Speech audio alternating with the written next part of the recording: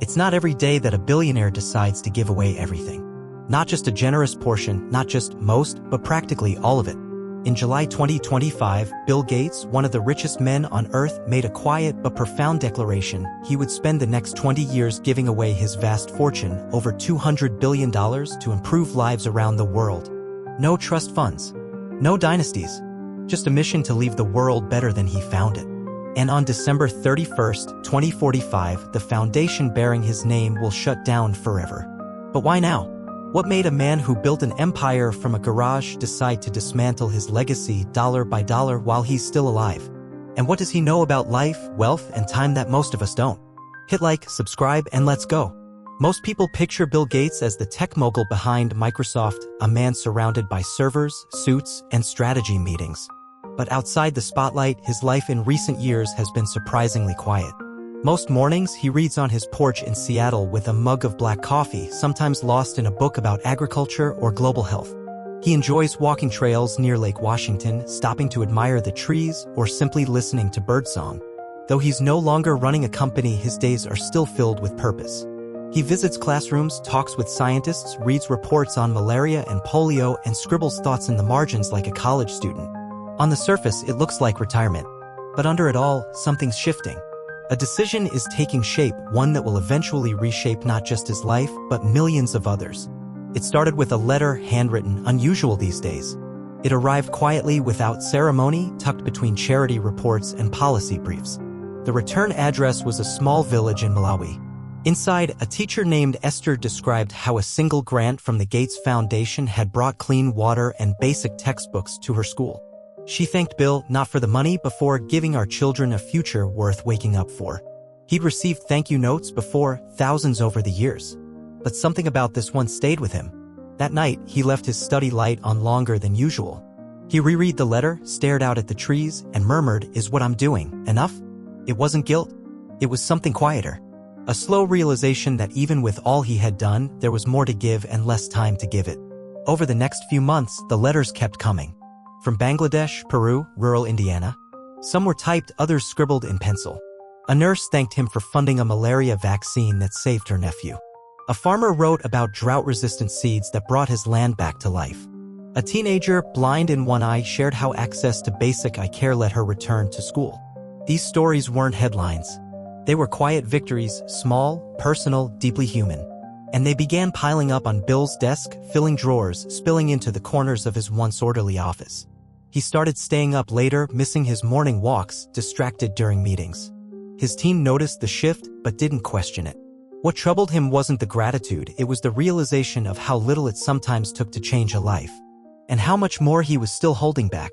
In early 2024, during a visit to a rural clinic in northern India, Bill met Dr. Anaya Mehta, a soft-spoken woman in her 30s who had built a thriving community health program with just a few $1,000s in seed funding. As they toured the modest facility, she pointed to a wall of handwritten names, patients who had survived preventable diseases thanks to early intervention. Bill paused in front of the list, his eyes scanning name after name. He turned to Dr. Mehta and asked, almost quietly, "How many more could we help if you had 10 times the funding?" She didn't hesitate. Thousands. Maybe more. That moment shifted something. It wasn't a theory anymore, it was math, and it was people. That evening, on the flight back to Seattle, Bill pulled out a legal pad and began writing, not notes, but a plan. For the first time, the idea of giving everything away no longer felt radical. It felt right. Weeks after his visit to India, Bill received a report he hadn't requested. It came from an internal audit team tracking long-term impact data. Buried in the charts and spreadsheets was a single line that stopped him cold. Less than 5% of philanthropic capital globally reaches the world's poorest communities directly. Bill reread the sentence twice. Then again. Despite decades of effort and billions in funding, most resources never made it to the people who needed them most. Layers of bureaucracy, inefficiency, and misaligned priorities were choking the flow. He sat in silence, gripped by a wave of frustration and disbelief. How many lives had been lost? Not for lack of money, but because it never got there. The weight of it was enormous. For the first time in years, Bill felt something close to fear.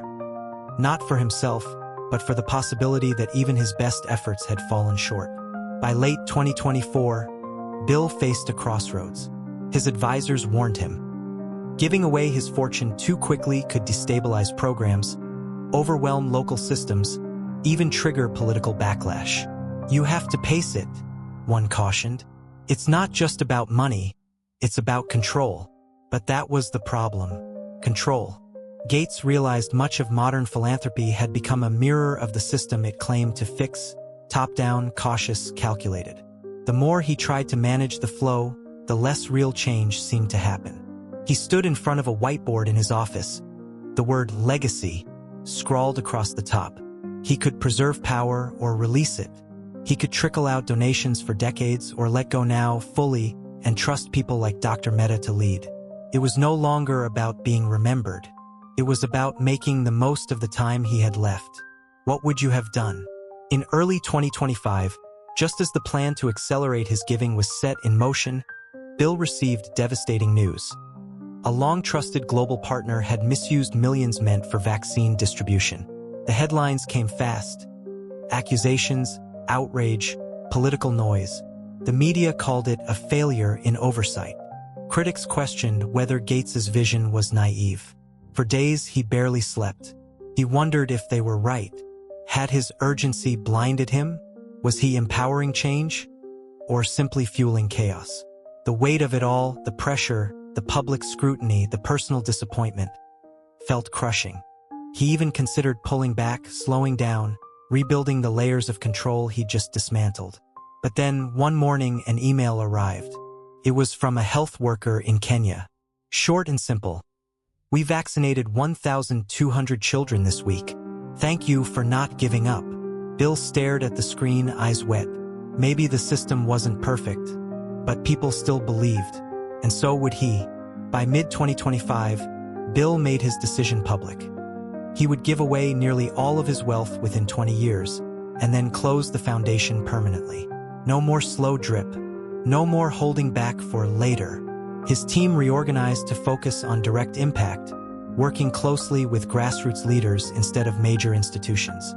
Funding became faster, simpler, and more flexible. Mistakes would still happen, but so would miracles. He no longer tried to manage every outcome. Instead, he trusted people on the ground, those who knew their communities better than any spreadsheet ever could. For the first time in decades, Bill felt light. Not because the task was done, it wasn't, but because he finally stopped trying to fix the world alone. It wasn't about being the richest man who ever lived. It was about being part of something that would live on, quietly, in places he might never see. By the fall of 2025, Bill's life looked quieter but deeper. He still walked by Lake Washington, still read books on medicine and farming. But something had shifted. He smiled more. He listened longer. The weight he once carried alone now lived in the hands of thousands working in clinics, schools, and villages around the world. His fortune was disappearing, yes, but with it, something greater was growing. He often said he wasn't trying to change the world anymore, just trying to trust it. He knew he wouldn't live to see every result. But that, too, was part of the point. What would you do if you had more than enough? Would you hold on or let go? Not everyone has billions, but we all have something: time, skills, kindness. So here's the real question. What are you holding on to? And why?